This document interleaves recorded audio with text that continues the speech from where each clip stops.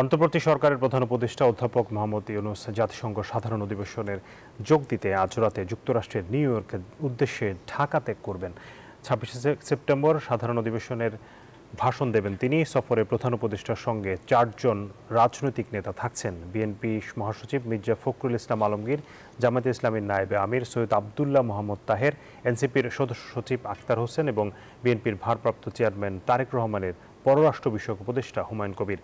এছাড়া আগামী 30শে সেপ্টেম্বর জাতিসংঘ সাধারণ পরিষদের সভাপতিত্বে high level conference on the situation of Rohingya Muslims and other minorities in Myanmar শীর্ষক এক উচ্চ পর্যায়ের সভায়ও অংশ নেবেন ডক্টর ইউনূস।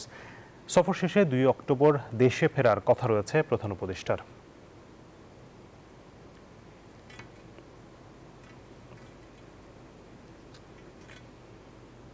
বান্ডেল থাকলে প্রতি সেনমানিতে টাকা বাঁচবে।